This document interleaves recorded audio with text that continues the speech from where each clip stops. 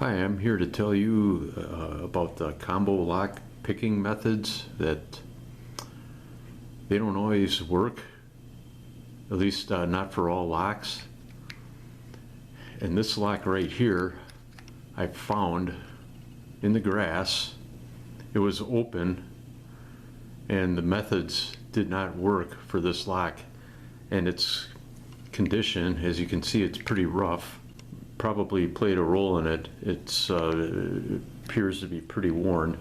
When I found it, I closed it and took it home, figuring, well, I'll crack it.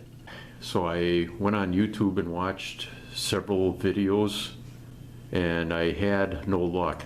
I found the lock about a month ago, and for the last 4 weeks or so, not every night, but several nights, I would spend 15 or 20 minutes trying these different methods, and it never worked. In summary, most of these videos would tell you to turn the dial clockwise until you would hear a distinctive click. I always got a distinctive click right around the 27 mark. So you were supposed to take that number and add 5, so I figured it would be around 30 or 32. Then there were a couple of different methods to find the other numbers. You could use math, I'm not going to go into that, or to find the third number, you would hold up the hasp and click,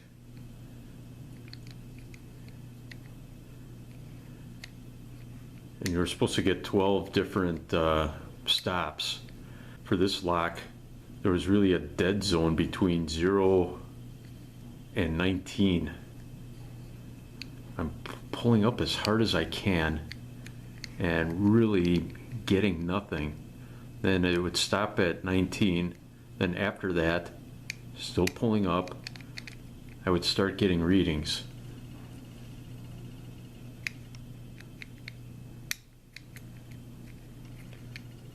I tried this many times, tried many different combinations, and it still wouldn't work. Also, I should get back to that first number.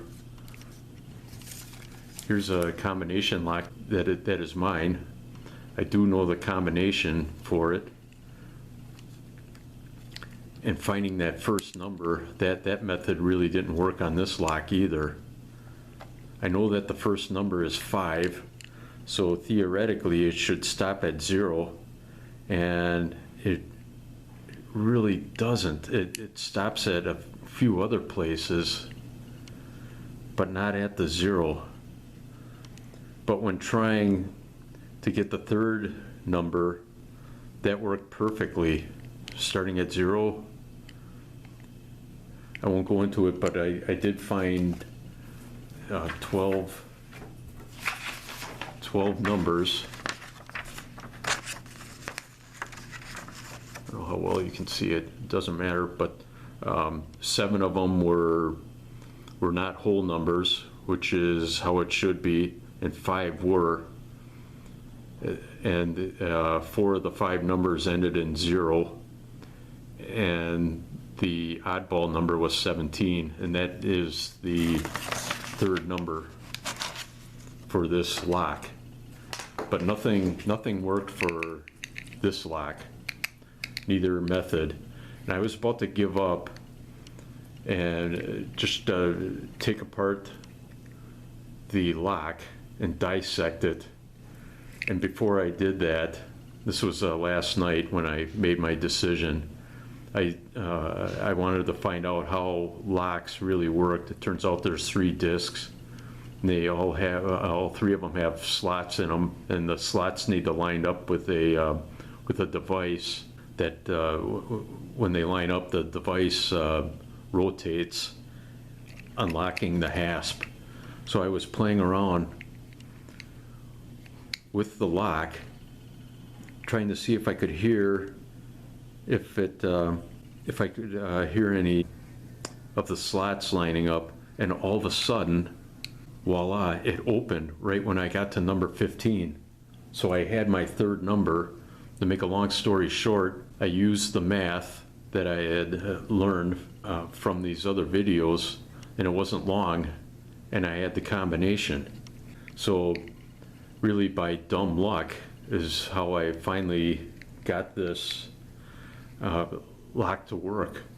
It's like it could read my mind, and it found out that I was going to destroy it, and it didn't want that to happen, so it opened for me. But I did finally get it, and it was when I gave up.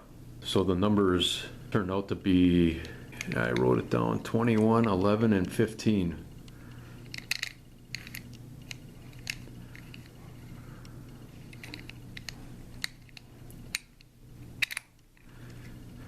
I'm not sure if these lock picking methods are perfect. They did help me, you know, once I finally did find one of the numbers was, it did help me, but it took a while, you know, before I did find that third number. The other techniques and methods did not work. It was dumb luck that finally cracked the code for me. Okay, thank you.